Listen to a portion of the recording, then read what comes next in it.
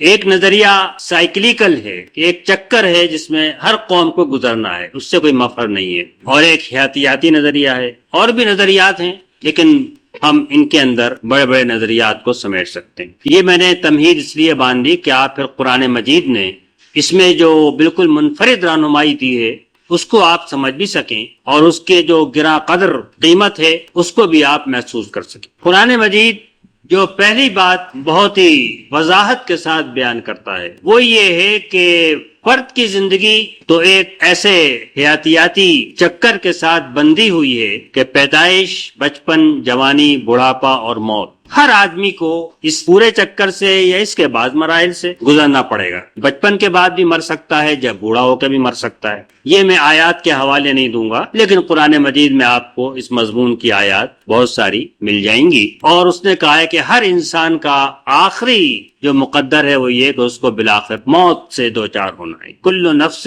ذائقۃ الموت، ہر نفس کو موت کا مزہ چکھنا ہے۔ اس عمل کا کوئی تعلق اس فرد کے اعمال سے نہیں ہے، اس کے اخلاق سے نہیں ہے، اس کے ایمان سے نہیں ہے، اس کی معنوی، اخلاقی، روحانی، علمی، ایمانی زندگی سے کوئی تعلق اس عمل کا نہیں ہے۔ وہ کافر ہو یا مسلمان، وہ نبی ہو یا شیطان، وہ مطیع اور فرمانبردار ہو یا فاسق و فاجر، ہر ایک کو اسی عمل سے گزرنا ہے، اور انسان کو اس عمل سے گزرتے ہوئے جو کچھ بھی پیش آتا ہے وہ اس کے بالعموم اس کے اخلاقی اعمال کا نتیجہ نہیں ہوتا۔ اگر شراب پینے سے کسی کی صحت برباد ہوتی ہے تو شراب پینے کی ایک حیثیت اخلاقی ہے اور ایک طبعی ہے۔ کوئی زہر کھائے گا تو مر جائے گا، شراب پیے گا اس کا جگر خراب ہو جائے گا، لیکن یہ اس سے کوئی تعلق اس کے اخلاقی فعل سے نہیں ہے بلکہ طبعی اثر ہے جو رونما ہوگا۔ کسی کو کینسر ہو جاتا ہے، کوئی اور بیماری ہو جاتی ہے، اس سے کوئی تعلق اس کے اعمال سے نہیں ہے۔ اس کو موت آتی ہے تو اس لیے نہیں آتی کہ وہ برے کام کرتا ہے،